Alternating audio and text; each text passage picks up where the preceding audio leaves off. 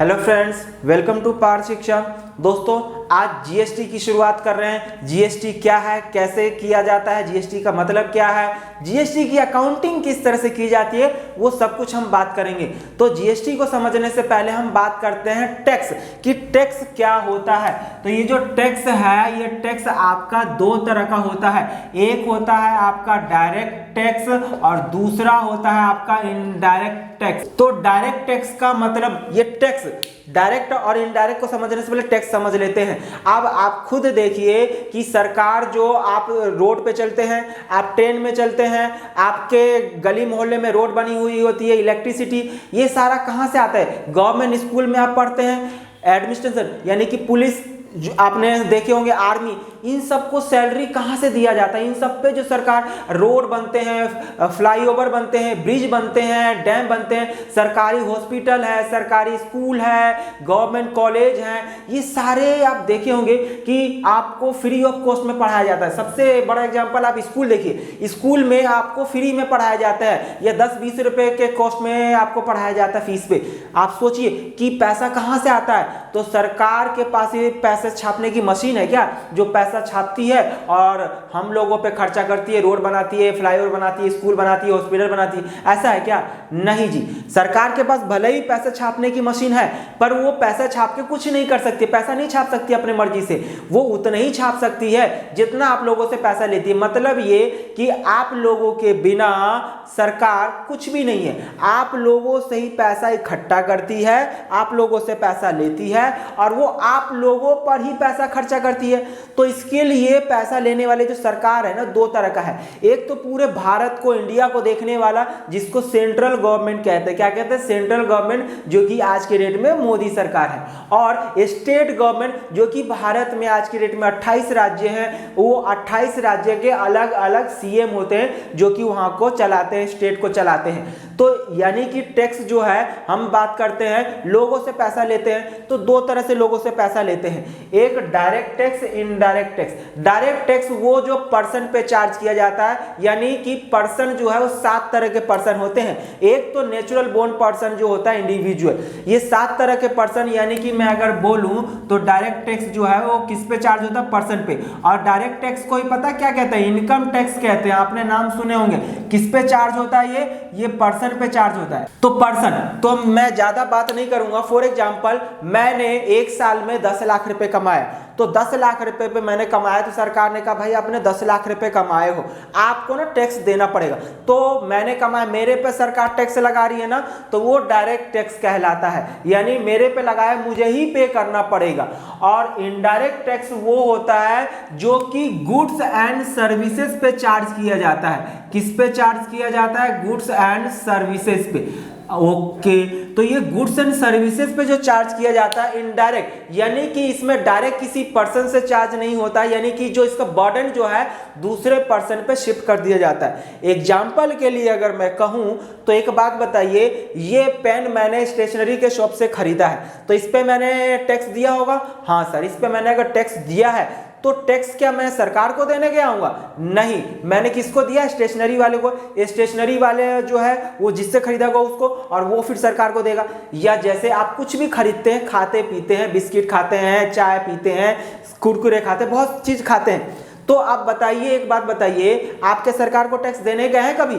नहीं ना। जाने अनजाने में आप बचपन से अभी तक के हजारों रुपए का टैक्स दे चुके हैं, आपको पता भी नहीं चला है। तो वो क्या है? इनडायरेक्ट टैक्स है, जो कि आपको पता भी नहीं चलता और आपसे सरकार टैक्स ले रही है। आप जो कुछ भी खरीद रहे हो उन सब से सरकार ले रही है। आप एक खिलौना खरीद रहे, खिलौने पे भी टैक्स देना पड़ता है, सरकार आपसे पैसा ले रही है। अब सोचिए सर, हमें तो बताती नहीं और ऐसे सरकार ले रही है। एक बात बताइए, अगर सरकार बोले कि भाई ये 5 रुपए का बिस्किट है, इस पे ना 1 रुपये अलग से टैक्स देना पड़ेगा, 50 पैसे अलग से, तो आप क्या बोले? अरे यार टैक्स छोड़ देना, 5 रुपए। तो इसीलिए आप जो भी प्रोडक्ट खरीदते हैं उसमें लिखा रहता है इंक्लूडिंग ऑल टैक्सेस। इसका मतलब उसमें सारे के सारे टैक्स इंक्लूड है, तो आपसे वसूला जा रहा है और आप दे रहे हैं। अच्छा, तो ये गुड्स एंड सर्विसेज पे चार्ज होता है डायरेक्ट पर्सन पे। अच्छा, तो ये गुड्स एंड सर्विसेज से जो चार्ज होता है इसमें दो तरह का टैक्स होता है, एक का नाम तो है जीएसटी और दूसरे का नाम है अदर टैक्स। सर मन में ख्याल आ रहा होगा, अभी हमारे देश में एक नारा चला था वन नेशन वन टैक्स, यानी कि एक देश है तो टैक्स भी एक ही होना चाहिए। तो सर यहाँ पे दो दो टैक्स कैसे कह रहे हो, एक ये जीएसटी एक अदर एक डायरेक्ट। देखो डायरेक्ट टैक्स तो जो पहले से था वो वैसा का वैसा ही है, इसमें कोई छेड़छाड़ नहीं किया गया है। प्रॉब्लम सिर्फ यहां पर था इनडायरेक्ट टैक्स में। इनडायरेक्ट टैक्स में पता है आपको पहले बहुत सारे टैक्स हुआ करते थे। Indirect tax goods and services पे चार्ज होता है, अच्छा सामान वस्तु सेवा पे, तो इसमें सबसे पहले वैट हुआ करता था, इसमें आपका एक्साइज ड्यूटी हुआ करता था। ये ड्यूटी का मतलब टैक्स ही होता है दोस्तों, सेल्स टैक्स हुआ करता था, इसमें आपका कस्टम ड्यूटी हुआ करता था, ये सारे जो है हुआ करता था। ये सारे को मिला के जीएसटी बना दिया गया है।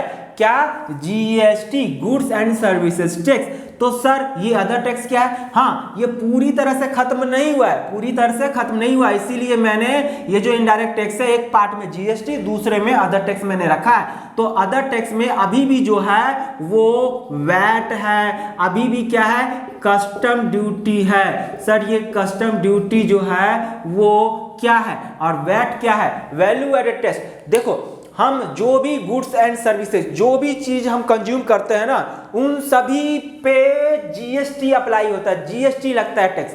अच्छा तो फिर कौन सा है सर जिसपे वैट और कस्टम ड्यूटी है?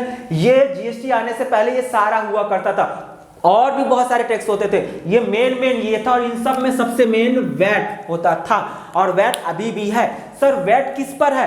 वैट जो है आज के डेट में पेट्रोलियम और alcoholic product, petrol diesel gas जो है इन सब पे अभी भी वैट लगता है। और जो गुड्स या सर्विस जो है बाहर फॉरेन दूसरे कंट्री से अगर आप खरीद के लाते हैं, जिसको हम इंपोर्ट कहते हैं, तो उस पे भी जो टैक्स देना पड़ता है उसको कस्टम ड्यूटी कहते हैं। जीएसटी सिर्फ इंडिया में एप्लीकेबल है, इंडिया में गुड्स खरीदते और बेचते हैं तो उस पे जीएसटी है, पर फॉरेन से इंडिया के बाहर किसी और कंट्री से खरीद के लाते हैं तो उस पे जो टैक्स देना पड़ता है उसको कहते हैं custom duty on import. Okay, और वैट मैंने बता दिया एल्कोहलिक प्रोडक्ट, पेट्रोलियम गैस, इन सब चीज पे। इसके अलावा जो मैक्सिमम लगभग सारे चीज जो है वो सब चीज पे कौन सा टैक्स लगता है? जीएसटी। अब सर जैसे टोबैको हो गया, सिगरेट हो गया, पान मसाला, ये सब जो है वो सारे चीज पे भी जीएसटी ही लगता है, पहले वैट लगता था। सर ये जीएसटी आने की जरूरत क्या पड़ गया? क्योंकि ये पहले बहुत अलग अलग टैक्स हुआ करता था। वैट जो है वो स्टेट लेती थी, ये सेल्स टैक्स में सेंट्रल गवर्नमेंट, तो इसमें हर एक स्टेट का अलग अलग टैक्स होता था। आज के डेट में आप खुद देखते होंगे कि पेट्रोल, क्या पूरे इंडिया में हर एक स्टेट में पेट्रोल का प्राइस एक ही है क्या? पेट्रोल डीजल नहीं है। क्यों? अब दिल्ली में कुछ और प्राइस है पेट्रोल का, कोलकाता में चले जाइए कहीं और है, यूपी में कुछ और है, मुंबई में कुछ और है, यानी हर स्टेट का अलग अलग है। और एक और बात बताऊं कि वैट जो है ना इतना लगाया जाता है कि उसका जो प्राइस है ना पेट्रोल का डबल से भी ज्यादा हो जाता है। मतलब अगर पेट्रोल का प्राइस एक्चुअल में पता है बनाने का कॉस्ट कितना होता है? 44 से 45 रुपए के आसपास का होता है, और वही चीज आपको कितने रुपए में मिल रही है? 100 रुपए के आसपास में। किसी में 99, किसी स्टेट में, किसी में 100, किसी में 100 से ज्यादा। मतलब ये कि हर स्टेट जो है ना अलग अलग टैक्स चार्ज करती है, अलग अलग टैक्स। तो अब कि कोई स्टेट जो है कम ज्यादा चार्ज करती है, कोई स्टेट जो है ज्यादा चार्ज करती है, इसी वजह से पेट्रोल का प्राइस अलग अलग राज्य में अलग अलग होता है। अब सरकार ने कहा कि भाई इतने सारे प्रॉब्लम है, अलग स्टेट में अलग है, ये है वो है, सब में प्रॉब्लम कहीं ज्यादा कम, तो इसीलिए इन सबको हटाने के लिए सरकार ने इस प्रॉब्लम को दूर करने के लिए कि भाई इंडिया एक है, भारत एक है, और उस राज्य में जाओ तो वो अलग प्राइस लगाता है, वो उसमें जाओ तो वो अलग प्राइस लगाता है। तो सरकार ने कहा कि भाई पूरे इंडिया में एक ही टैक्स होना चाहिए, हाँ होना चाहिए। तो जीएसटी का जन्म हुआ, जीएसटी आया। पर मैंने जैसे कि बताया कि अभी भी जो है पेट्रोलियम और एल्कोहलिक प्रोडक्ट पे आपका वैट ही लगता है। अब बात की जा रही है कि इसको जीएसटी में लाने के लिए, बट अगर जीएसटी में लाया जाएगा तो आपको मालूम है कि जीएसटी का जो स्लैब होता है वो 5 ही है, मैक्सिमम 28% है, तो 28% से ज्यादा टैक्स नहीं लिया जा सकता। और यहाँ पे देखो 45 वाला चीज आपको 100 में मिल रहा है, इसका मतलब 100% से भी ज्यादा टैक्स लग रहा है। तो सोचो कि अगर जीएसटी में आ जाएगा तो पेट्रोल का प्राइस तो कम हो जाएगा, बट सरकार का तो नुकसान हो जाएगा ना, स्टेट गवर्नमेंट का भी नुकसान हो जाएगा, सेंट्रल गवर्नमेंट का भी हो जाएगा। तो इसीलिए अभी तक वैट और ये जो बाहर से खरीदते हैं ये आपका जीएसटी के अंडर में नहीं आया। तो दोस्तों हम बात करेंगे जीएसटी। जीएसटी समझ में आ गया कि गुड्स एंड सर्विसेज पे टैक्स लगता है। अच्छा सर, जीएसटी के जो स्लैब है वो 5 है, 0% है, 5% है, 12% है, 18% है और 28% है, ये 5 स्लैब है। अच्छा, जीएसटी गुड्स एंड सर्विसेज पे लगता है। सर कौन से जीएसटी, यानी जीएसटी की टाइप क्या है? तो जीएसटी के टाइप मैं अगर बात करूं, जीएसटी तो गुड्स एंड सर्विसेज टैक्स होता है। तो ये जीएसटी जो है ना, 2 तरह के ट्रांजैक्शन होते हैं इंडिया में। एक होता है आपका इंट्रा स्टेट ट्रांजैक्शन और दूसरा होता है आपका इंटर स्टेट ट्रांजैक्शन। और इंटर स्टेट ट्रांजैक्शन का मतलब होता है आउटसाइड। कमाल है, मतलब कि हम जो ट्रांजैक्शन करते हैं वो 2 तरह का करता है। एक ही राज्य में, हम मान के चलो दिल्ली में है, दिल्ली में ही रहते हैं, दिल्ली में हमने सामान खरीदा, दिल्ली में बेचा, दिल्ली में खरीदा, दिल्ली में बेचा। तो एक ही राज्य में जब हम सामान खरीदते और बेचते हैं ना, तो उस पे जो टैक्स लगता है उस पे 3 तरह का होता है जी। क्या होता है? 3 तरह का होता है, यानी कि एक होता है आपका CGST, दूसरा होता है SGST और तीसरा होता है UTGST। अच्छा, और अभी मैं पूरा डिटेल बता रहा हूं। और इंटर स्टेट यानी एक स्टेट से, एक राज्य से दूसरे राज्य में अगर सामान खरीदा या बेचा जाता है तो उस पे जो टैक्स यानी जीएसटी लगता है उसको कहते हैं IGST। इन सब का फुल फॉर्म मैं यहाँ पे लिख रहा हूं, आप मेरे साथ लिख सकते हैं। CGST, SGST, UTGST और आपका है IGST। CGST मतलब होता है central goods and services tax, SGST का मतलब होता है state goods and services tax, UT का मतलब union territory goods and services tax, IGST integrated GST. तो इसका फुल फॉर्म आप लिख लीजिए, टैक्स। ठीक है, तो ये मैंने पूरे सभी का फुल फॉर्म लिख दिया। सर इसका मतलब ढंग से समझ में नहीं आया, आप क्या कहना चाह रहे हो, ये क्या है? देखो मैंने बताया कि एक ही स्टेट में हम सामान खरीदते या बेचते हैं तो उस पे जो टैक्स है वो 3 तरह का होता है। नॉर्मली 2 तरह का होता है, यानी 2 होता है। तो ये 2 होता है, तो ये दोनों जो है ना और है, यानी SGST या UTGST दोनों में से कोई एक ही लगेगा। अब ये कब एक लगेगा, मतलब कि कौन सा लगना है, ये हम अभी बात कर लेते हैं। मैं अगर बोलूं दिल्ली में, अगर मैंने दिल्ली में ही सामान खरीदा, दिल्ली में ही बेचा, तो उस पर जो टैक्स लगेगा ना वो लगेगा CGST और SGST सेम रेट से। और स्लैब रेट मैंने बताया इनमें से कोई एक होगा। अगर टोटल जीएसटी का रेट 12% है, कितना है? 12% है, तो इसका मतलब 6% जो है वो आपका CGST होगा और 6% ही आपका SGST होगा। अच्छा ठीक है सर, ये तो समझ में आएगा। ये क्या है, ये दोनों का मतलब क्या है? देखिए, अब जो भी गुड्स एंड सर्विसेज से अगर टैक्स कलेक्ट होता है तो सरकार, मैंने बताया ना स्टार्टिंग में 2 है, एक तो पूरे भारत को चलाने के लिए सेंट्रल गवर्नमेंट है और दूसरा हर राज्य को चलाने वाली स्टेट गवर्नमेंट है, जिसको हम CM कहते हैं, और पूरे देश को चलाने के लिए PM यानी कि प्राइम मिनिस्टर है।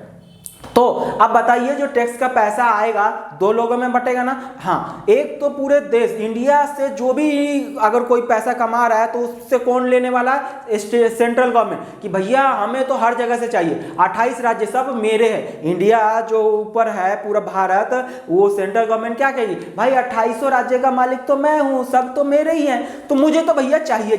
अच्छा चाहिए, ठीक है, तो 6%, यानी कि अगर दिल्ली में ही सामान अगर खरीदा बेचा गया है तो टोटल टैक्स 12% आया है, तो सेंट्रल गवर्नमेंट कहती है 6% तो भैया मेरा चाहिए। ओके, 6% सेंट्रल गवर्नमेंट ले लेगी और बाकी जो 6% बच गया वो किसको दे दिया जाएगा? स्टेट गवर्नमेंट को। जैसे कि दिल्ली, तो दिल्ली सरकार को जो 6% दिया जाएगा उसको कहेंगे state goods and services tax, बोले तो SGST।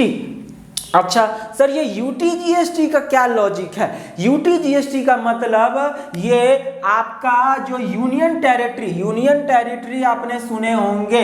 यूनियन टेरिटरी भारत में आज के डेट में कितना है? आज के डेट में भारत में 9 यूनियन टेरिटरी है। कितने हैं? 9। तो इसमें दो तरह का होता है जी यूनियन टेरिटरी। एक होता है आपका विद लेजिस्लेचर और दूसरा होता है आपका विदाउट लेजिस्लेचर। ठीक है, तो ये विदाउट लेजिस्लेचर या विद और विदाउट में क्या है, दोनों में अंतर क्या है? सर ये लेजिस्लेचर यानी कि विधानसभा असेंबली आपने तो सुने होंगे हिंदी में। दूसरे भाषा में अगर बोलूं, जहां पे मुख्यमंत्री होते हैं, जिस राज्य के मुख्यमंत्री सीएम होते हैं, वो आपका लेजिस्लेटिव असेंबली कहलाता है। Okay, legislature. ओके, तो सर ये यूनियन टेरिटरी में 3 ऐसा यूनियन टेरिटरी है, जिसमें से एक तो आपका दिल्ली है, दिल्ली, दूसरा है जम्मू एंड कश्मीर और तीसरा है आपका पौंडीचेरी। यानी ये 3 जगह। पहले आपको मालूम है कि जम्मू एंड कश्मीर जो था वो पूरा स्टेट था, इसको यूनियन टेरिटरी में कन्वर्ट कर दिया गया। क्या बना दिया गया? Union territory, UT. और यूनियन टेरिटरी में इसको 2 बना दिया गया, एक जम्मू एंड कश्मीर और दूसरा बनाया गया लद्दाख। तो ये जम्मू एंड कश्मीर, तो जम्मू कश्मीर को जो है वो लेजिस्लेचर असेंबली में रखा गया है। मतलब ये कि यहाँ पे इलेक्शन होगा विधानसभा का और वहाँ पे मुख्यमंत्री होंगे। अभी तक तो नहीं हुआ है बट इलेक्शन होगा, यानी कि ये इस कैटेगरी में है, वहाँ पे लेजिस्लेचर असेंबली है। अच्छा, दिल्ली का तो एग्जाम्पल समझ में आता है, दिल्ली में इलेक्शन होता है, दिल्ली असेंबली का, लेजिस्लेटिव असेंबली का। दिल्ली के चीफ मिनिस्टर आज की डेट में कौन है? अरविंद केजरीवाल। तो समझ में आ गया।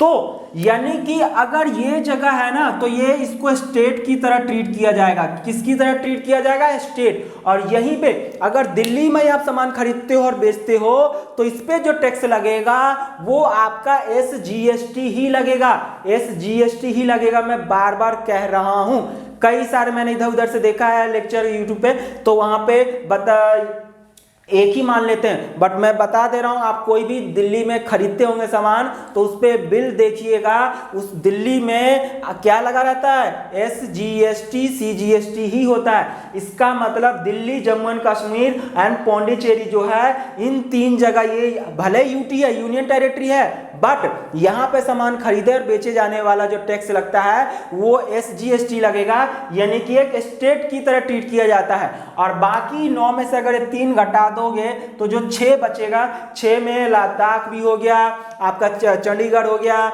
लक्षद्वीप हो गया, ये सारे जो बाकी 6 आपका यूटी है, वहां पे जो टैक्स लगेगा, अगर आप मान के चलिए लद्दाख में है और लद्दाख में सामान खरीदते हैं और बेचते हैं तो उस पे जो टैक्स लगेगा उसको बोलेंगे यूटीजीएसटी एंड सीजीएसटी। कमाल है। और इन सब जगह लगेगा तो एसजीएसटी प्लस सीजीएसटी, ये है जी। यानी सेंट्रल गवर्नमेंट का हिस्सा तो सब जगह से चाहिए। तो कमाल है ना। भारत में 28 राज्य हैं, तो 28 राज्य प्लस 3 यूनियन टेरिटरी यानी कि 31। इन जगह अगर आप उसी राज्य में खरीदते बेचते हो तो उस पर जो टैक्स लगेगा वो एसजीएसटी होगा। और बाकी जो आपका विदाउट लेजिस्लेटिव वाली यूनियन टेरिटरी है वहां के लिए यूटीजीएसटी लगेगा, याद रखना, प्लस सीजीएसटी। अच्छा सर, अब एक स्टेट से दूसरे स्टेट में अगर हम सामान खरीदते बेचते हैं तो इंटर स्टेट ट्रांजैक्शन कहते हैं, यानी एक ही स्टेट के अंदर होता है, एक ही राज्य के अंदर में होता है तो इंट्रा स्टेट ट्रांजैक्शन, और दूसरा यानी एक राज्य से ज्यादा में होता है तो इंटर स्टेट ट्रांजैक्शन। तो इंटर स्टेट आपने शादी में सुने होंगे इंटर कास्ट मैरिज। तो इंटर कास्ट मैरिज का मतलब क्या होता है कि अलग कास्ट में, यानी लड़का कोई और कास्ट का है, लड़की कोई और कास्ट की है, तो जब 2 अलग अलग कास्ट के शादी करते हैं तो उसको इंटर मैरिज कहते हैं, इंटर कास्ट मैरिज कहते हैं। तो वैसे यहाँ पे एक राज्य से दूसरे राज्य में जब सामान खरीदा बेचा जाता है तो उस पर जो टैक्स लगता है उसको आईजीएसटी का नाम दिया गया है, integrated goods and services tax. मतलब ये कि अब यहाँ पे दो राज्य, अभी मैं एग्जांपल से पूरा समझाऊंगा। एक मान के चलिए दिल्ली है, एक यूपी है। तो यूपी से अगर दिल्ली में सामान खरीदा बेचा जाता है तो दो राज्य तो ऐसे इन्वॉल्व हो गए, और इनके ऊपर कौन बैठा हुआ है? Central government. तो सेंट्रल गवर्नमेंट कहती है भैया मेरे को तो हिस्सा चाहिए चाहिए। अब ये दोनों आपस में लड़ने लग जाएंगे कि भैया मुझे दो, मुझे दो, मुझे दो, मुझे दो। किसको दिया जाए? तो सेंट्रल गवर्नमेंट ने कहा कि भैया न तुझे न तुझे, मैं सारा का सारा टैक्स अपने पास रखूंगा। और ये जो सेंट्रल गवर्नमेंट यानी एक राज्य से दूसरे में अगर सामान खरीदा बेचा जाता है तो उससे जो टैक्स होगा वो सारा पैसा कौन लेगी? Central government. और सेंट्रल गवर्नमेंट उसमें से देगी 50%। किसको? फाइनल डेस्टिनेशन, यानी कि जहां पे वो फाइनली वो गुड्स कंज्यूम हुआ है, याद रखना। तो इसीलिए इसको फाइनल डेस्टिनेशन टैक्स भी कहते हैं। कि फाइनल डेस्टिनेशन का मतलब ये है कि मान के चलो यूपी से दिल्ली में गया, दिल्ली से मुंबई में गया, तो फाइनली जो है वो गुड्स कहां पे कंज्यूम हुआ? मुंबई में। तो इसका मतलब सेंट्रल गवर्नमेंट जो है वो 50% मुंबई को देगी और 50% खुद रखेगी। ये यूपी और दिल्ली वाले को ठेंगा दिखा दिया जाएगा, इनको कुछ भी नहीं मिलेगा। यही है आपका इंटर स्टेट ट्रांजैक्शन का। तो आप इसको नोट कर लीजिए। मैं इसी का पूरा एक एग्जांपल से मैं बताता हूं, समझाता हूं कि ये किस तरह से ये खरीदने बेचने पर टैक्स का इन्वॉल्वमेंट होता है। तो आप इसको नोट करिए।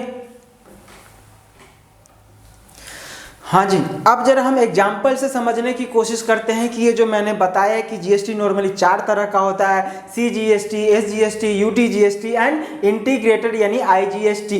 तो ये चारों का मतलब एक छोटा सा एग्जाम्पल से समझते हैं कि सपोज एक प्रोड्यूसर है। क्या है? एक प्रोड्यूसर है जो कि यूपी का रहने वाला है। तो यूपी में एक प्रोड्यूसर रहता है जिसको मैं एक्स बोलता हूँ। क्या बोलता हूँ? एक्स। और यूपी में ही एक होलसेलर है। क्या है आपका? होलसेलर है जिसका मैं वाई रखता हूं। और उसके बाद दिल्ली में एक इंसान है जेड, जिसको मैं बोलूंगा रिटेलर। क्या बोलूंगा यहाँ पे? रिटेलर का नाम मैंने जेड रख दिया। और फाइनल जो है दिल्ली में ही कंज्यूमर है। कौन है? कंज्यूमर, गुड्स को यूज करने वाला। तो अब जरा एग्जांपल लेते हैं, समझने की कोशिश करते हैं। Supply of goods. क्या है? Supply of goods. 10,000 रुपए का गुड्स इसने बेचा, सप्लाई किया प्रोड्यूसर ने। किसको सप्लाई किया? इसने सप्लाई किया वाई को। कितने रुपए में? 10,000 रुपए में। अच्छा, अब बताइए 10,000 रुपए है तो क्या 10,000 रुपए का सामान वाई को 10,000 रुपए में ही पहुंच जाएगा? सरकार की नजरें है इसके ऊपर। अच्छा, अब यहाँ पे ये दोनों जो है वो यूपी एक ही राज्य के हैं। तो बताओ एक्स ने वाई को सेल किया। क्या किया है? गुड्स को सेल किया है। अच्छा, तो अब बताओ ये 10,000 रुपए पे सरकार टैक्स लगाएगी नहीं लगाएगी? तो सपोज मैं मान लेता हूं यहाँ पे जो टैक्स रेट है, यानी टैक्स बोले तो जीएसटी का जो रेट है वो 12% है। कितना है? 12%। तो 12% है। अब बताओ यूपी में ही है एक्स और वाई दोनों रहते हैं। एक्स ने बेचा वाई को, वाई दोनों कहा एक ही सेम स्टेट में। तो इंट्रा स्टेट ट्रांजेक्शन है। और मैंने बताया कि इंट्रा स्टेट ट्रांजेक्शन होता है तो सीजीएसटी एसजीएसटी टैक्स लगता है। कौन सा टैक्स लगता है? CGST SGST. ठीक है, तो बताइए अगर मैं बोलूं 10,000 रुपए का 6% कितना हो जाएगा? 10,000 रुपए का 6% 600 रुपए आएगा। तो आप 600 रुपए आपका सीजीएसटी हो गया, 600 रुपए एसजीएसटी हो गया। अब हम बात करते हैं इसके पास। अब ये मैं आपके मन में आ रहा होगा कि सर ये 10,000 रुपए है और साथ में इसने टैक्स भी तो दिया है। टैक्स भी तो सर इसने दिया है। हाँ सर, इसने टैक्स दिया है। कितने रुपए? 600 प्लस 600 रुपए, यानी कि 1200 रुपए इसने टैक्स दिया होगा। इसके लिए जो सेलिंग प्राइस है वो कितना हो जाएगा? 11,200 रुपए। अच्छा, अब जरा देखते हैं वाई के लिए। क्या देखते हैं? वाई के लिए। वाई के पास 10,000 रुपए का सामान आ गया। क्या 10,000 रुपए का सामान 10,000 में बेच देगा? कुछ मुनाफा कमाना तो चाहेगा ना। तो इसमें सपोज हमने ऐड कर लिया क्या? प्रॉफिट। क्या ऐड कर लिया? प्रॉफिट। तो प्रॉफिट इसने 2,000 रुपए ऐड कर लिया। बताओ 2,000 रुपए ऐड करने के बाद कितना आ रहा होगा? सर 12,000 रुपए। अब 12,000 रुपए पे अब बताओ वाई ने किसको बेचा है? जेड को।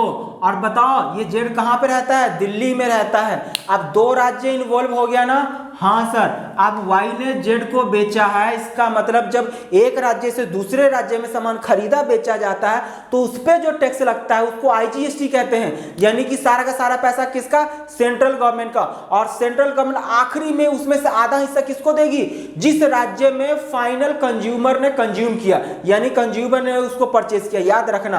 तो इसका मतलब ये कि यहां पे अब वाई ने जेड को बेचा है तो इस पे सीजीएसटी है, जीएसटी नहीं लगेगा। इस पे कौन सा जीएसटी लगेगा, आईजीएसटी। यहां पे तो आईजीएसटी नहीं, यहां पे सीजीएसटी लगेगा क्या, नहीं। यहां पे एसजीएसटी लगेगा क्या, नहीं। यहां पे आईजीएसटी लगेगा। और आईजीएसटी आपका 12,000 रुपए का पूरा 12% अगर मैं कैलकुलेट करूं तो आएगा 1440 रुपए। कितना आ गया, 1440। तो इसका मतलब इसने टोटल कितने में बेचा है, 13,440 रुपए में। किसको बेचा है, जेड को। और मैं बताऊं कि यहां पे सरकार कहती है कि भाई टैक्स का अमाउंट अलग करके रखना है। ये अब इसके लिए जो है परचेजिंग प्राइस कितना माना जाएगा, 12,000 या 13,440। तो इसके लिए परचेजिंग प्राइस याद रखना 12,000 रुपए ही माना जाएगा। कितने रुपए माना जाएगा, 12,000 रुपए ही। भले ही इसमें 1440 जो है वो टैक्स का प्लस है, अलग से टैक्स देना पड़ा है इसको। हाँ, कई जगह मैंने देखा है कि कितने लोगों ने ये समझा दिया है कि जीएसटी का भी अमाउंट इसमें इंक्लूड कर देते हैं। नहीं, अगर जीएसटी का अमाउंट, अगर मैं ये कहूं कि यहाँ पे ये 10,000 रुपए का सामान इसने बेचा, उस पे जीएसटी लगाया कितना, 1200 रुपए। तो 1200 इसका मतलब कितना आ जाएगा, ये 11,200 रुपए। अगर ये 11,200 का अगर इसने वाई ने परचेजिंग प्राइस मान लिया ना, और इसमें इसने जोड़ दिया कि 2,000 रुपए जो है प्रॉफिट है, तो कितना आ जाएगा, ये 13,200। कितना रुपए आ गया, 13,200। और 13,200 पे अगर टैक्स लगाने लग जाओगे 12%, तो बिल्कुल गलत हो जाएगा। ये पॉसिबल ही नहीं होता है, क्योंकि ये 20 साल पहले ही हटा दिया गया था। जब ये वैट आया था ना तभी, आज तो जीएसटी आया है। तो वैट इस, अगर मैं इस 13,200 पे अगर 12% लगा दूं ना, तो इसका मतलब ये 1,200 रुपए भी 13,200 में इंक्लूड है ना। तो 1,200 रुपए का अमाउंट क्या है, वो टैक्स है। तो इसका मतलब मैं 13,200 पे टैक्स कैलकुलेट करता हूं, तो इसका मतलब 1,200 पे भी टैक्स लग रहा है।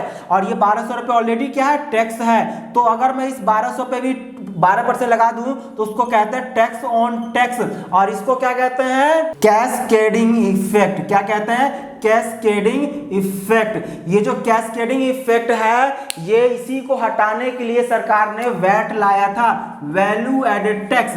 ठीक है, तो ये पॉसिबल ही नहीं है, टैक्स पे कभी भी टैक्स नहीं लगाया जाता है। इसीलिए देखो, मैंने 10,000 रुपए का सामान एक्स ने वाई को बेचा ना, और उस पर टैक्स लगाया 11,200, बट इसके लिए परचेजिंग प्राइस कितना था, 10,000 ही है। जीएसटी का अमाउंट उसने अलग रखा। अच्छा, अब उसने 2,000 रुपए प्रॉफिट ऐड करके अब 1,440 रुपए उसने टैक्स कलेक्ट कर लिया। अभी पूरा डिटेल से समझते हैं, पूरा एक एक करके, ये तीनों 4 कंज्यूमर तक पहुंचते पहुंचते आपको पूरा समझ में आ जाएगा।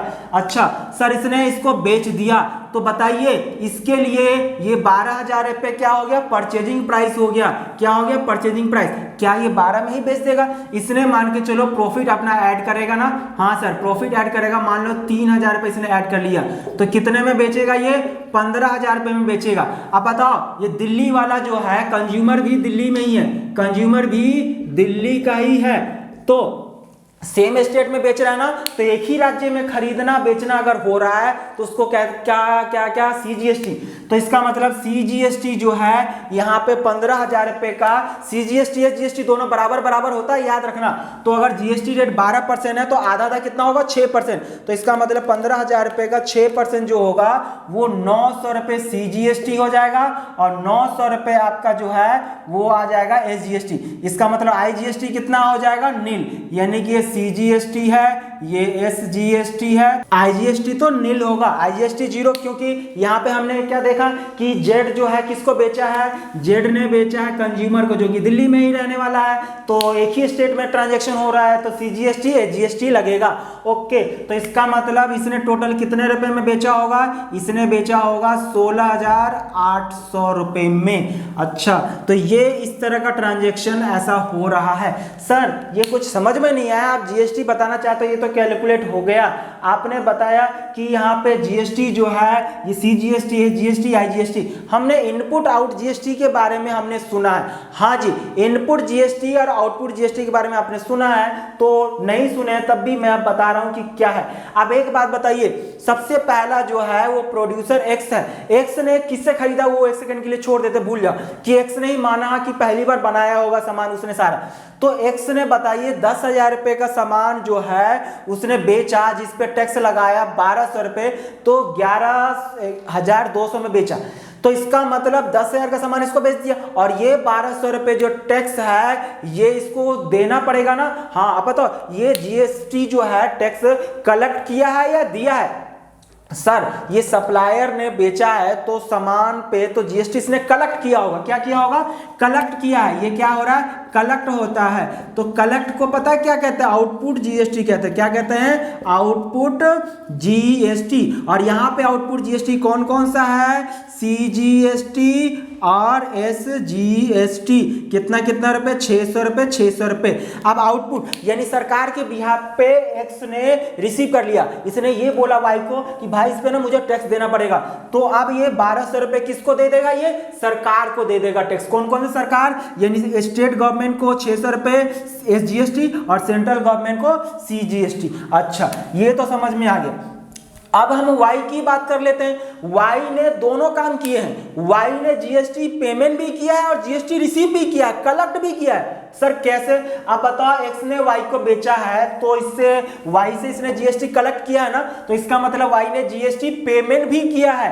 ओहो, तो इसने जीएसटी पेमेंट भी किया है और रिसीव भी किया है। सर कैसी कैसी बातें कर रहे हैं? हाँ, इसके लिए दो दो है। तो जो पेमेंट करता है ना, आप देखिए इसने जीएसटी कितना रुपए पेमेंट किया है? सर 600 1200 रुपए, है ना? हाँ, तो अब बताओ इसने 1200 रुपए जीएसटी पेमेंट करके इसने खरीदा था। अब इसने जीएसटी कितना कलेक्ट कर लिया? 1440 रुपए। अब सरकार की नजरें है इसके ऊपर। सरकार कहती है कि चलो भाई, तुमने 12,000 का सामान तुमने उसको बेचे हो, तो 12,000 पे मुझे 1440 रुपए टैक्स दे दो, जीएसटी दे दो।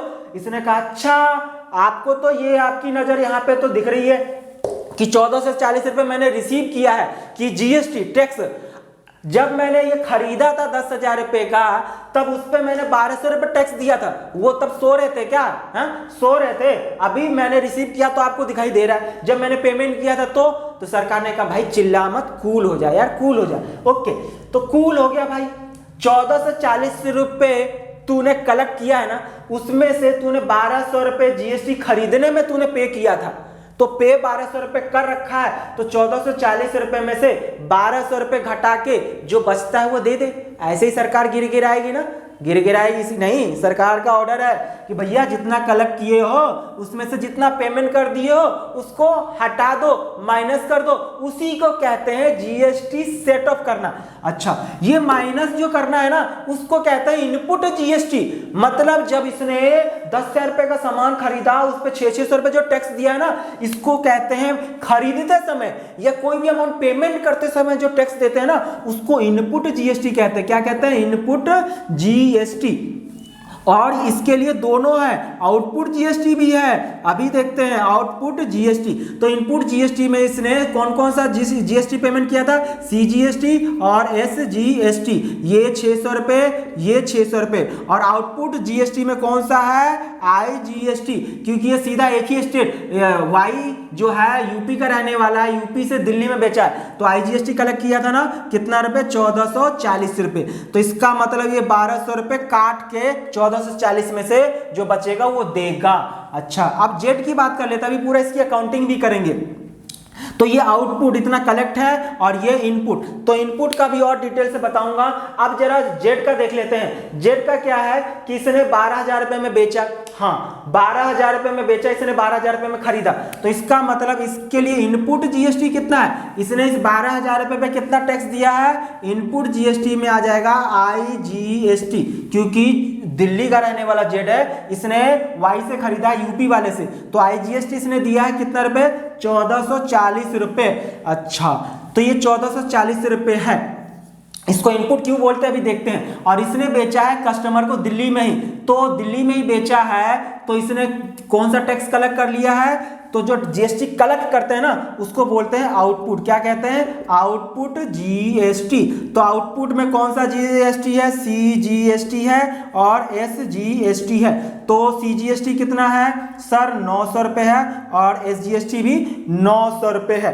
तो मतलब ये इतना इसने कलेक्ट किया है। क्या किया? कलेक्ट किया है। और ये जो इनपुट जीएसटी है एक प्रकार से पेड किया है। तो ये जो इनपुट नाम दिया गया है ना, इनपुट यानी इन सामान को लाने पे खर्चा, तो एक प्रकार से इनपुट बेनिफिट होता है फ्यूचर के लिए, यानी कि एक प्रकार से इनपुट जीएसटी को हम एसेट्स की तरह ट्रीट करते हैं और जो हमने जीएसटी कलेक्ट किया है उसको लायबिलिटी की तरह ट्रीट करते हैं।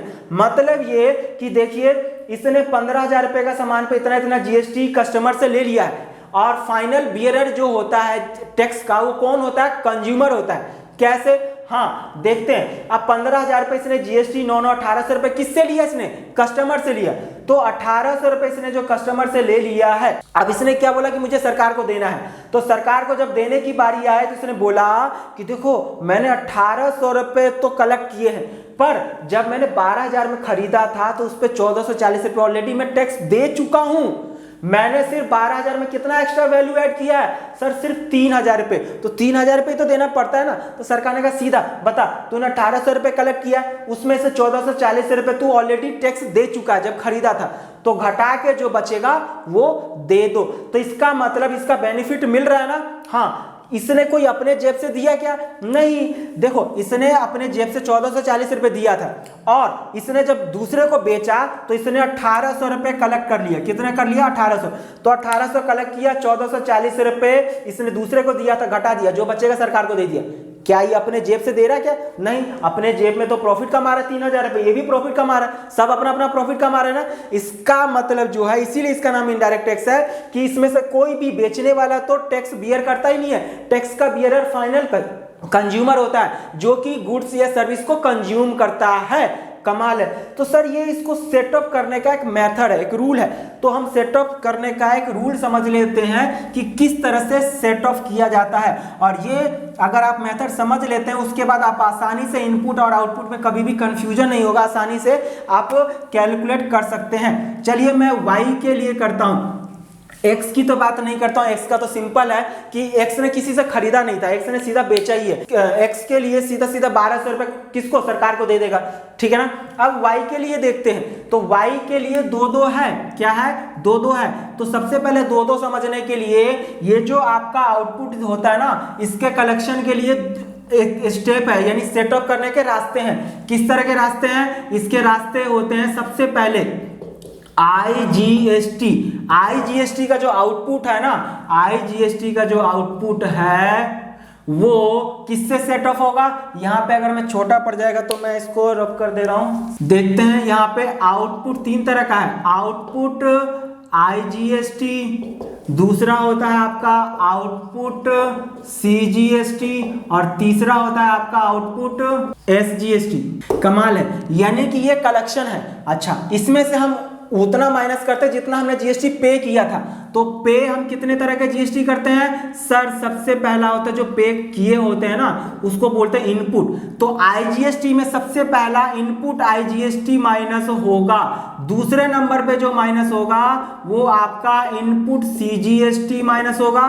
तीसरे नंबर पे जो होगा वो इनपुट एसजीएसटी माइनस होगा। हाँ, ये कई बार इसका कोई फिक्स्ड रेशो नहीं है। आईजीएसटी का आईजीएसटी इनपुट आउटपुट से ही एडजस्ट होगा, और अगर आउटपुट आईजीएसटी में कुछ अमाउंट रह जाता है तो आप इनपुट सीजीएसटी या एसजीएसटी दोनों में से कोई भी पहले आप सेटअप कर सकते हो। अभी मैं इसको जब कराऊंगा तो समझ में आ जाएगा।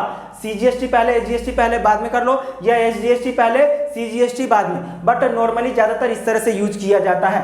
हाँ, अब आउटपुट सीजीएसटी अगर आपने कलेक्ट की हो सीजीएसटी तो इससे सेटअप भी सीजीएसटी होगा सबसे पहले, यानी कि इनपुट सीजीएसटी। और अभी भी अगर आउटपुट सीजीएसटी में कुछ अमाउंट रह जाता है ना तो वो किससे होगा एडजस्ट?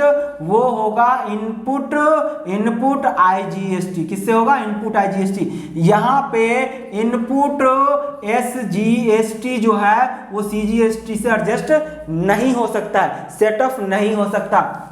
और आउटपुट SGST में किससे माइनस होगा, इनपुट SGST, यानी SGST में SGST, CGST में CGST, और अगर SGST में कुछ अमाउंट रह जाता है तो वो किससे एडजस्ट हो जाएगा, वो IGST से एडजस्ट हो जाएगा।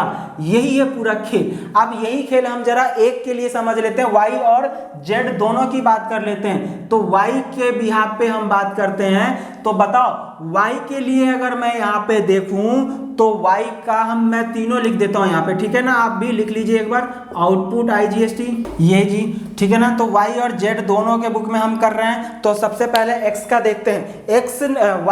Y ने कितना कलेक्ट किया है, आउटपुट का मतलब कलेक्शन ऑफ GST। तो देखो 1440 रुपए IGST कलेक्ट किया है, किसने, Y ने। तो यानी कि यहाँ पे मैं लिख दूं 1440 रुपए।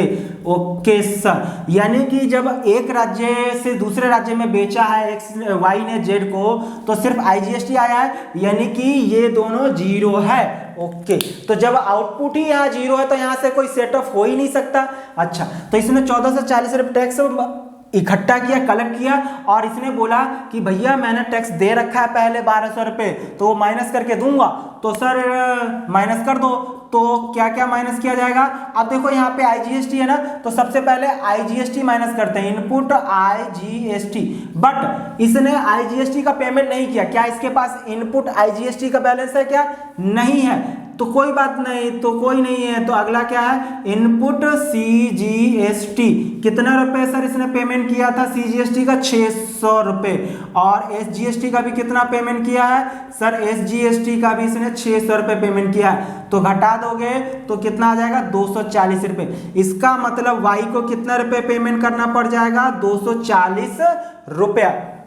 कमाल है ना, इसका कोई खेल ही नहीं है। अब जरा Z के बुक में देख लेते हैं कि Z के बुक में सर क्या हुआ होगा। तो देखो Z ने बेचा किसको है, दिल्ली वाले कस्टमर, सेम स्टेट में। तो Z ने कौन सा GST कलेक्ट किया है सर, Z ने ना ये CGST है, GST कलेक्ट किया है 900 रुपए और 900 रुपए। ओके, तो मतलब यहाँ पे आउटपुट IGST में बैलेंस तो जीरो है। अच्छा, तो यानी यहाँ पे तो कुछ सेटअप हो ही नहीं सकता, IGST का बैलेंस ही जीरो है। तो इसका मतलब यहाँ, और यहाँ पे हमने क्या सीखा कि अगर CGST है तो CGST में सबसे पहले CGST ही माइनस होगा।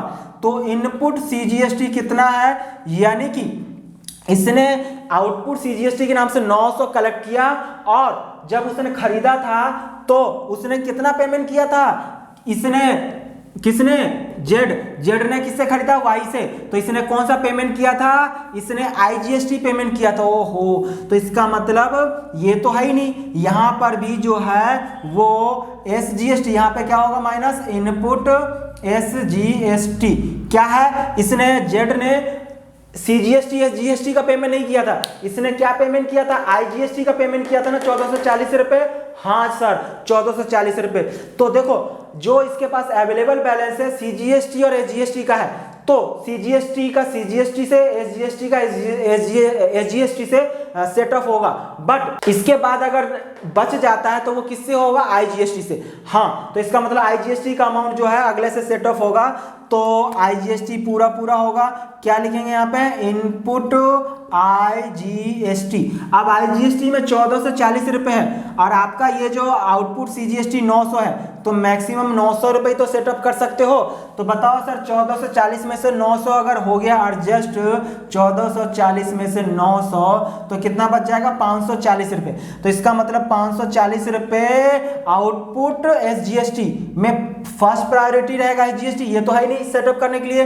तो अब क्या माइनस होगा, इनपुट IGST। कितने रुपए माइनस होगा सर, 540 रुपए। कितने रुपए होगा, 540 रुपए। तो इसका मतलब सर ये तो पूरा नील हो गया यहाँ पे। अब यहाँ 900 इकट्ठा किया है, और इसने कितना GST पे किया था, 540, तो माइनस करने के बाद जो बचेगा 360 रुपए। इसका मतलब इसको कितना रुपए पेमेंट करना पड़ेगा, 360 रुपए। कमाल है ना। तो ये इस तरह से की जाती है अकाउंटिंग। अब इसी का मैं एक जर्नल एंट्री करके बता रहा हूं, और आपको ये पूरा क्लियर हो जाएगा। यहां तक तो एक बेसिक फंडा था। अब मैं एक की बुक में जर्नल एंट्री कर रहा हूं Y, तो Y के बुक में अगर मैं जर्नल एंट्री करूं तो Y ने खरीदा है, तो खरीदा है तो एंट्री क्या करेंगे, एंट्री होगा परचेजेस अकाउंट डेबिट। क्या हो जाएगा आपका, परचेजेस अकाउंट डेबिट। आपको मालूम है ना कि अगर कोई चीज खरीदे बेचने के पर्पज से तो गुड्स, और गुड्स खरीदना डेबिट वाले एक्सपेंसेस एंड लॉसेज। तो परचेज इसने कितने रुपए का सामान खरीदा था? 10,000 रुपए का, और 10,000 रुपए पे जीएसटी पेमेंट किया था, जिससे वो फ्यूचर में वो बेनिफिट ले रहा है। कब बेनिफिट ले रहा है? जब वो पेमेंट कर रहा है, मतलब जीएसटी कलेक्ट कर रहा है तो उसमें से उतना माइनस करके पेमेंट कर रहा है। फ्यूचर बेनिफिट ले रहा है ना, एसेट्स है। और तो एसेट्स है तो इसको बोलते हैं input CGST account debit, input SGST account debit. कितना कितना रुपए दिया था? 600 रुपए, 600 रुपए टू पेमेंट कर दिया होगा तो टू कैश अकाउंट। कितना रुपए पेमेंट कर दिया होगा? 11,200 रुपए। तो ये तो खरीदने की एंट्री हो गई। उसके बाद एक्स ने 2,000 रुपए प्रॉफिट अर्न प्लस करके उसने बेच दिया कितने? 13,440 में। बट उसकी सेलिंग प्राइस तो ये है ना, ये इसकी परचेजिंग प्राइस था 10,000 रुपए, और 12,000 रुपए सेलिंग प्राइस है। तो इसने बेचा, तो बेचने की एंट्री क्या करेगा सर? बेचेगा। किसको बेचेगा? अगर बेचेगा तो या तो कैश आएगा, या फिर जिसको बेचेगा उधार में तो डेटर डेबिट हो जाएगा। अच्छा, टू सर सेल्स किया है इसने, तो सेल्स के सामने सेल्स में जीएसटी का अमाउंट इंक्लूड नहीं होता है। तो कितने वाला सामान बेचा है सर? 12,000 रुपए का। ओके, 12,000 रुपए इसने जीएसटी कलेक्ट किया है। अब देखो वाई ने जेड को बेचा जो कि दूसरे राज्य का था, तो उस पर आईजीएसटी कलेक्ट हुआ है ना, तो यहाँ पे क्या लिखा जाएगा? Output IGST account. मतलब कितना था? 1440 रुपए। तो इसका मतलब इसके पास कितना पैसा इसने रिसीव किया होगा? 13,440 रुपए। कमाल है ना। हाँ, तो ये एंट्री उसने किया होगा बेचने का, ये खरीदने का, ये बेचने का। अब देखो इसने 1,200 रुपए जीएसटी दिया था, 1,440 रुपए रिसीव किया, तो इसको हमने सेटअप किया। तो सेटअप करने के बाद इतना रिसीव किया, इतना पेमेंट और ऑलरेडी कर चुका, तो इसको कितना और पेमेंट करना पड़ेगा सर? इसको पेमेंट करना पड़ेगा 240 रुपए। तो ये 240 रुपए के लिए एंट्री क्या हो जाएगा? अब बताओ यहाँ पे किसका बैलेंस है? आउटपुट। और ऐसे भी आउटपुट यहाँ बोलने का आउट, यानी सामान को आउट करने पे जो टैक्स लगा उसको आउटपुट जीएसटी कह सकते हो। इन सामान को इन करने का जो खर्चा है एक प्रकार से एसेट्स है, तो इसलिए उसको इनपुट जीएसटी बोल देते हैं। ओके, तो बताओ ऐसे भी क्रेडिट साइड का ज्यादा है ना। हाँ सर, कितना पेमेंट करना? पेमेंट करोगे तो पैसा आएगा या जाएगा? सर पेमेंट करेंगे तो पैसा जाएगा। तो पैसा सरकार को देते हैं, बैंक के थ्रू पेमेंट देते हैं। कितने रुपए पेमेंट करना है? 240 रुपए। अब क्या पेमेंट कर रहे हैं सर? आउटपुट का बैलेंस रह गया ना, आउटपुट आईजीएसटी, तो आउटपुट आईजीएसटी डेबिट हो जाएगा। कितना रुपए? 240 रुपए। तो इस तरह से जर्नल एंट्री की जाती है। ऐसे ही जर्नल एंट्री जो है वो दिल्ली वाला जो रिटेलर है जेड, वो भी अपने बुक में कर लेगा। तो मैं उम्मीद करता हूं कि ये आपको अच्छे से समझ में आ गया होगा। मैंने पूरा जर्नल एंट्री के थ्रू बताने की कोशिश किया। और हाँ, बहुत सारे सवाल हैं सर। कैसे कैसे सवाल? कुछ ऐसे प्रोडक्ट होते हैं जिस पे जीएसटी बिल्कुल नहीं लगता, यानी कि मैंने स्टार्टिंग में बताया था ना 0%, 5%, 12%, 18%, 28% का रेट है। पर कुछ ऐसे चीजें जिस पे जीएसटी नहीं लगता, कुछ और लगता है, वैट लगता है, बताया कस्टम ड्यूटी लगता है अभी भी, ठीक है ना। तो हम अभी वो भी बात कर लेते हैं। हाँ, और ये जो इनपुट सीजीएसटी जो है वो सिर्फ गुड्स को खरीदने पे नहीं मिलता है। इनपुट लिखने का मतलब ये है कि जब मैं इसको बेचूंगा ना, तो बेचने से जब जीएसटी कलेक्ट करूंगा आउटपुट, तो उस आउटपुट से ये माइनस कर सकूं, तभी इसको बोलते हैं इनपुट क्रेडिट। क्या कहते हैं? Input credit.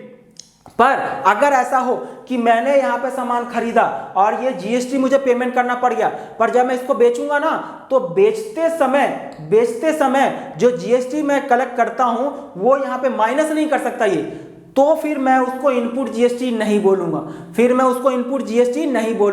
इनपुट जीएसटी यहां पे जब ही डेबिट करेंगे जब खरीदते समय हमने ये पेमेंट किया हो, और जब बेचूंगा ना, तो बेचने से जो मेरे पास जीएसटी कलेक्शन होगा आउटपुट जीएसटी, उससे ये मतलब कि एडजस्ट किया जा सके, माइनस किया जा सके, सेटअप किया जा सके, उसी को इनपुट जीएसटी बोलते हैं। तो सर ऐसा कौन कौन सा चीज है जिसपे हमको इनपुट जीएसटी मिलेगा और किस किस पे है जिसपे इनपुट जीएसटी नहीं मिलेगा, हम वो सब देखते हैं। आप एक बार नोट कर लीजिए इसको, उसके बाद हम बाकी देखते हैं। हाँ, अब आगे देख लेते हैं। जैसे कि मैंने पूरा जीएसटी का मतलब मैंने बता दिया, इनपुट क्रेडिट कब मिलता है, कब उसको आउटपुट से सेटअप करते हैं।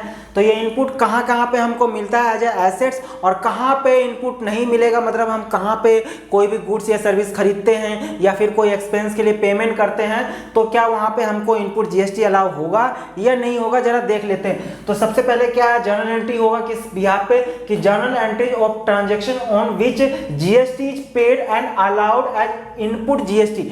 मतलब ये सारे ट्रांजैक्शन वो ट्रांजैक्शन है जब हम ट्रांजैक्शन करने पर हमको इनपुट जीएसटी का बेनिफिट मिलेगा, यानी कि इनपुट क्रेडिट का मतलब कि इसको हम आउटपुट के साथ सेट ऑफ कर सकते हैं। तो सबसे पहला है purchase of goods and services, दूसरा है purchase of assets, rent paid, commission, telephone bill, insurance premium, advertisement expense, bank charges, printing and stationery, freight and cartage, यानी कि गुड्स को खरीद के लाने पे जो खर्चा होता है ना, उस पे भी अगर हम जीएसटी पेमेंट करते हैं तो उसका भी सेट ऑफ यानी कि उसका भी क्रेडिट हमको मिलेगा। सर एक एग्जांपल से समझते हैं। परचेज को अगर मैं मान के चलो गुड्स मैंने खरीदा, तो जर्नल एंट्री क्या होता है, परचेजेस अकाउंट डेबिट। सपोज मैंने 100 रुपए का सामान खरीदा, अब इस पे मैंने सेम स्टेट में खरीदा, तो सेम स्टेट में खरीदा तो सीजीएसटी मिलेगा, इनपुट सीजीएसटी, और इनपुट एसजीएसटी अकाउंट डेबिट हो जाएगा। अब मान के चलो जीएसटी रेट इसमें 12% है, तो आधा आधा दोनों में बटेगा, मतलब कि 6 रुपए। तो मेरे जेब से टोटल कितना पैसा जाएगा, 112 रुपए। तो ये तो समझ में आ गया। ये क्यों बता रहा हूं, क्योंकि अभी रिटर्न भी होगा। गुड्स हमने खरीदा तो इनपुट जीएसटी हमको मिला। अब अगर किसी भी वजह से मेरे पास से गुड्स बिना बिके हुए, यानी कि गुड्स को मैंने सेल नहीं किया, बिना बिके गुड्स का किसी और पर्पस के लिए यूज हो गया, तो जो यहाँ पे आपने इनपुट जीएसटी यानी डेबिट किए हो, ये सोच के कि इसका जब आउटपुट होगा तो उसके साथ मैं यहाँ पे इसका क्रेडिट, इसका सेटअप कर सकूं, बेनिफिट ले सकूं, वो कैंसिल हो जाएगा। कब, जब गुड्स या तो रिटर्न कर दो। अब गुड्स आया था तो जितने का गुड्स रिटर्न हो जाएगा उतने का जीएसटी, उतने का इनपुट जीएसटी जो है वो कैंसिल हो जाएगा। रिवर्स का मतलब होता है कैंसिल होना। तो journal entries of transaction on which GST claim input GST is reverse, यानी कि आपको रिवर्स करना पड़ेगा।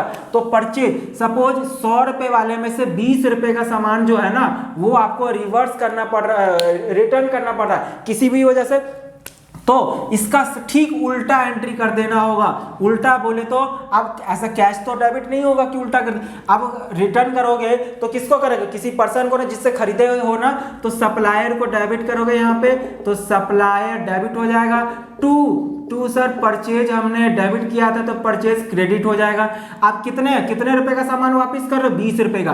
अब यहाँ पे इनपुट सीजीएसटी यहाँ पे डेबिट हुआ था, तो आप क्या करेंगे, यहाँ पे क्रेडिट हो जाएगा। यहाँ पे इनपुट की जगह आउटपुट नहीं कर देंगे कि हमारे पास से सामान जा रहा है तो आउटपुट, ना जी ना, इसी को हम कैंसिल कर रहे हैं जो वहां पे डेबिट किए थे। तो इनपुट सीजीएसटी और टू इनपुट आपका एसजीएसटी। अब सर यहाँ पे कितना, यहाँ तो 6 रुपए था, तो ये 6 रुपए यानी 6% किसके ऊपर था, 100 रुपए के ऊपर था।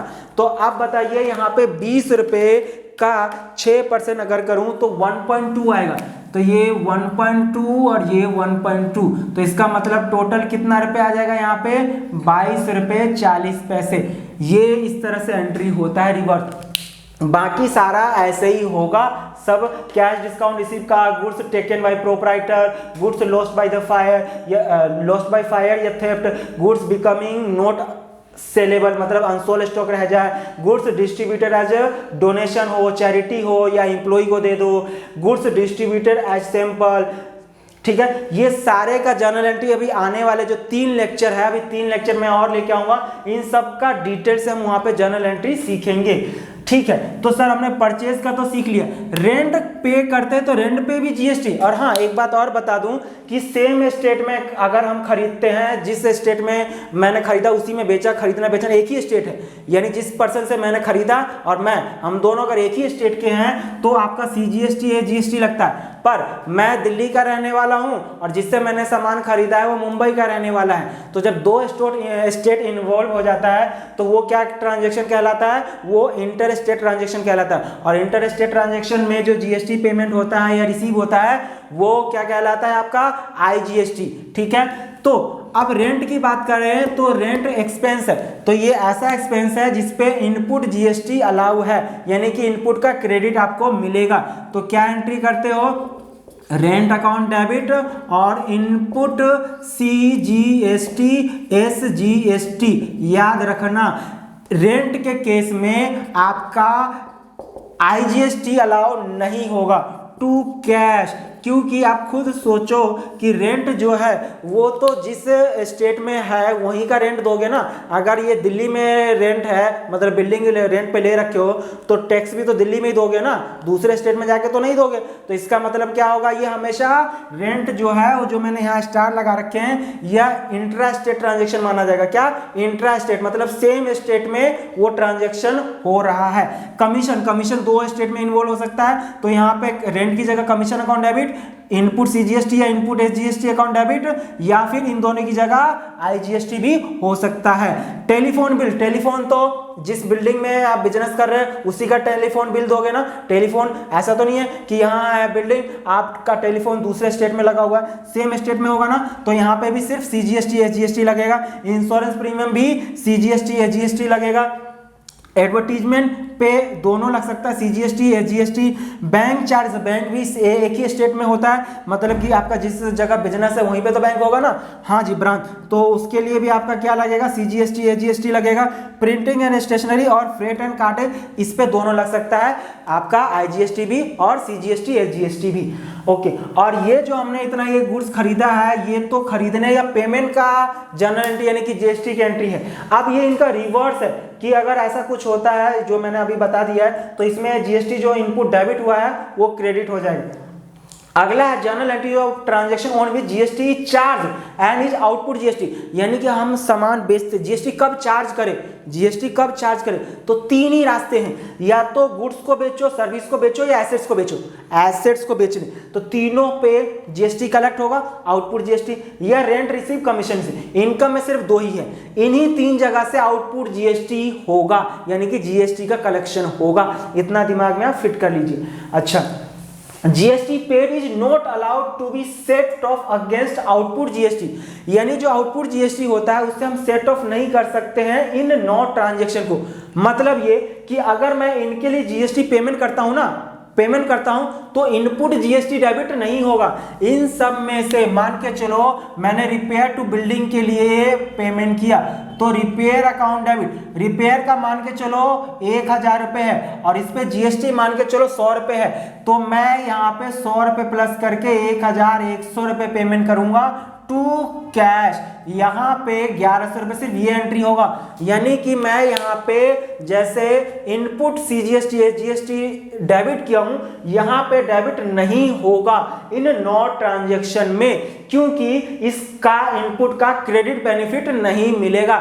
ये यहाँ पे जो GST पे कर रहे हो वो एज अ एक्सपेंस ट्रीट किया जा रहा है। क्या, एज अ एक्सपेंस, और यहाँ पे जो GST पेमेंट कर रहे हो एज अ एसेट्स ट्रीट किया जा रहा है। ठीक है, तो इसका मतलब ये कि इन सारे जगह, चाहे फूड, चाहे रेस्टोरेंट में कहीं भी जाके अगर कुछ खाना खाते पीते हो तो वो सब पे अगर टैक्स देते हो, GST देते हो, तो इसका मतलब आपके लिए नॉर्मल एक्सपेंस माना जाएगा।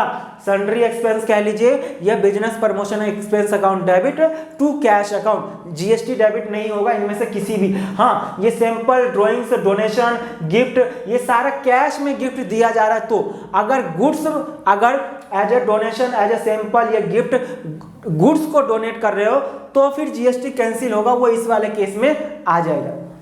अच्छा, gift GST is not levied, यानी कि इन सब चीज पे GST चार्ज ही नहीं होता है, मतलब GST लगता ही नहीं है। तो सर GST नहीं लगता तो क्या इस पे कोई टैक्स ही नहीं लगता? ना जी ना, मैंने ऐसा नहीं बोला, मैंने बस ये बोला कि इन 8 ट्रांजैक्शंस पे GST नहीं लगता, कोई और टैक्स लग सकता है, जैसे सैलरी एंड वेजेस पे TDS लगता है, आपने सुने होंगे। एजुकेशनल सर्विस, एजुकेशनल सर्विस मन में आ रहा होगा सर, इस पे टैक्स लगते हैं, इसका एक अलग कंडीशन है, बाद में कभी देखेंगे। इलेक्ट्रिसिटी एंड वाटर, इस पे GST तो नहीं लगता पर कोई और टैक्स लगता है, हम उसकी बात यहाँ नहीं कर रहे, मैं बस ये कह रहा हूं कि इन पे GST नहीं लगता है। इंटरेस्ट पे भी आपका क्या टीडीएस लगता है। हेल्थ सर्विस का मतलब यहाँ पे ये है कंसल्टेंसी फी। अगर आप किसी डॉक्टर के पास जाते हो तो जो उसका कंसल्टिंग फीस होता है ना, कंसल्टेंसी, वो फीस की मैं बात कर रहा हूँ। तो उस पर जो अगर फीस पेमेंट कर रहे हो तो उस पर टैक्स नहीं देना होता है, ठीक है ना। Supply of service to government हो गया, सप्लाई ऑफ गुड्स और services to embassies of other than country, यानी हमारे एम्बेसी को छोड़ के बाकी दूसरे कंट्री के एम्बेसी को अगर देते हैं गुड्स, ट्रेवलिंग एक्सपेंस, ठीक है ना, तो इन सब पे जीएसटी नहीं लगता है। और इनमें से कुछ ऐसे हैं रिवर्स चार्ज, यानी कि अगर मान के चलो लॉयर है, ठीक है ना, तो लॉयर को अगर मैं फीस देता हूं तो उस लॉयर को अगर मैंने जो फीस दिया है, सपोज 1000 रुपये फीस दिया है, तो उस पर मुझे लॉयर को जीएसटी पेमेंट नहीं करना है, जीएसटी तो देना है, बट वो जीएसटी मुझे डायरेक्टली गवर्नमेंट को पेमेंट करना पड़ेगा, ना कि उस एम्प्लॉय लॉयर को, ठीक है। तो यानी कि यहाँ पे लॉयर का फीस को अगर पेमेंट करता हूँ तो लॉयर फीस जो है वो डेबिट हो जाएगा टू कैश। अगर 100 रुपये फीस है तो 100 डेबिट, और उस पर अगर जीएसटी 12% देता हूँ 12 रुपये, तो वो अलग से मैं इनपुट जीएसटी डेबिट, इस पे इनपुट अलाउ है, यानी कि मैं जितना इनपुट सरकार को यानी जीएसटी पेमेंट करूंगा उसका मुझे सेटअप करने का मौका आउटपुट के साथ मिलेगा, ठीक है। तो ये इस तरह के कुछ ट्रांजैक्शन होते हैं। तो मैंने ये कोशिश किया है, आज का ये जो जीएसटी का इंट्रोडक्शन क्लास है ये 1 घंटे से ऊपर का, 1 घंटे के आसपास का लेक्चर हो गया पूरा, तो कोई नहीं, मैंने ज़्यादा कोशिश किया है ज़्यादा से ज़्यादा चीज़ कवर करने का। इसके बाद 3 और लेक्चर आ रहे हैं जीएसटी का, जिसमें मैं पूरा ए से जेड तक के जितने भी जीएसटी से रिलेटेड मैंने ये यहाँ पे लिखे हैं ना, इन सब का जर्नल एंट्री हम डिटेल से सीखेंगे। तो दोस्तों इसी के साथ आज की मुलाकात हम यहीं समाप्त करते हैं, मिलते हैं फिर से एक नए वीडियो में। Thank you so much.